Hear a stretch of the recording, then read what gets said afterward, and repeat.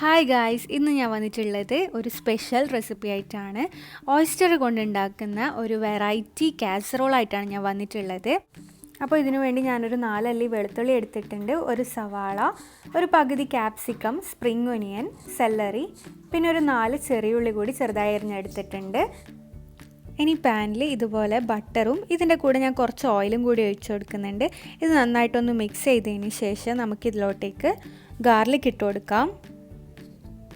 അപ്പോൾ ഗാർലിക് നന്നായിട്ടൊന്ന് റോസ്റ്റായി വരാൻ വേണ്ടി ഞാനിതൊരു 10 സെക്കൻഡേക്ക് മൂടി വെച്ച് ഒന്ന് ഓപ്പൺ ചെയ്തെടുക്കുന്നുണ്ട്. അപ്പോൾ ഗാർലിക് നല്ല ബ്രൗൺ കളറായി വന്നിട്ടുണ്ട്. ഇനി ഞാനിതിലോട്ടേക്ക് ചെറിയുള്ളിയും സവാളയും കൂടി ഇട്ട് കൊടുക്കുന്നുണ്ട്. അടുത്തതായിട്ട് ഞാൻ ക്യാപ്സിക്കമാണ് ഇട്ട് കൊടുക്കുന്നത്.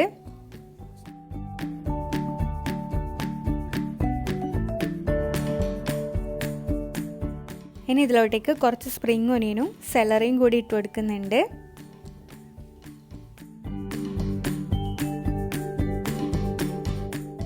ആവശ്യത്തിന് ഉപ്പും കൂടി ചേർത്ത് നന്നായിട്ടൊന്ന് മിക്സ് ചെയ്തെടുക്കാം.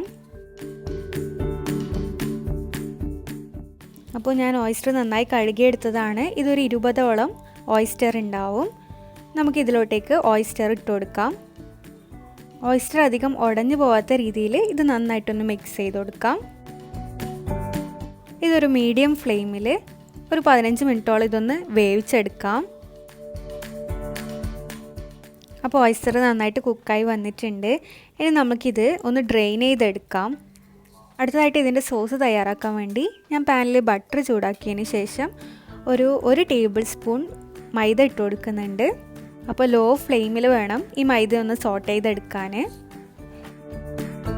അപ്പോൾ മൈദ ഇതുപോലെ ഒരു യെല്ലോ കളറായി വരുമ്പോൾ ഞാൻ ഇതിലോട്ടേക്ക് ഫ്രഷ് ക്രീമാണ് ഇട്ട് കൊടുക്കുന്നത്. ഇത് കുറച്ചായിട്ട് നമുക്ക് ഇട്ട് കൊടുക്കാം. അപ്പോൾ ഇതിലോട്ടേക്ക് ഞാൻ ആവശ്യത്തിന് ഉപ്പും കൂടി ഇട്ട് കൊടുക്കുന്നുണ്ട്. ആവശ്യത്തിന് വെള്ളം കൂടി ഒഴിച്ച് ഇതിൻ്റെ കൺസിസ്റ്റൻസി ഒന്ന് അഡ്ജസ്റ്റ് ചെയ്യാം. ഇനി ഇതിലോട്ടേക്ക് 2-3 പീസ് മൊസറല്ല ചീസ് ഇട്ട് കൊടുക്കുന്നുണ്ട്.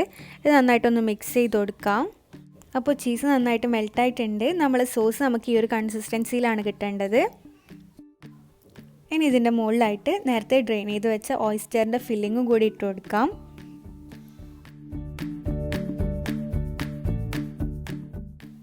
ആവശ്യത്തിന് കുരുമുളകും കൂടി ചേർത്ത് നന്നായിട്ടൊന്ന് മിക്സ് ചെയ്തെടുക്കുന്നുണ്ട്.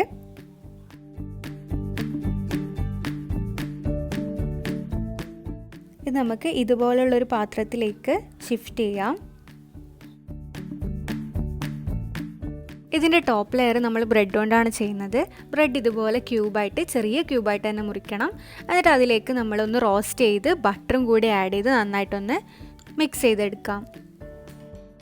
അപ്പോൾ ഓയിസ്റ്ററിൻ്റെ ഫില്ലിങ് നന്നായിട്ട് പ്രസ് ചെയ്തതിന് ശേഷം ഇതിൻ്റെ മുകളിലായിട്ട് ബ്രെഡ് ക്രംസ് ഇട്ട് കൊടുക്കാം.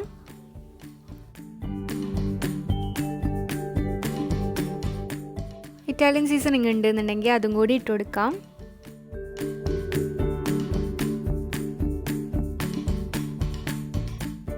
ഇതൊരു 250 ഡിഗ്രി സെൽഷ്യസിൽ ഓവനിൽ മിഡിൽ റാക്കിൽ വെക്കാം.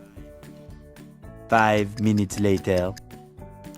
ഇനി ഇതിൻ്റെ മുകളിലായിട്ട് കുറച്ച് ചീസും സ്പ്രിംഗ് ഓനിയനും കൂടി വെച്ച് കൊടുത്തതിന് ശേഷം ഞാനിതൊന്ന് മെൽട്ടായി വരുന്നവരെ ഒന്ന് ബേക്ക് ചെയ്തെടുക്കുന്നുണ്ട്.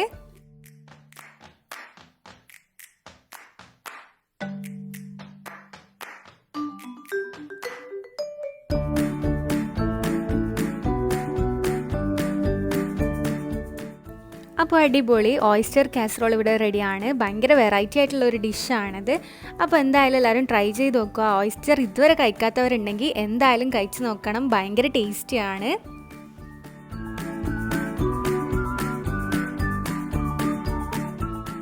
അപ്പോൾ വീഡിയോ ഇഷ്ടപ്പെട്ടാൽ don't forget to like, share and subscribe.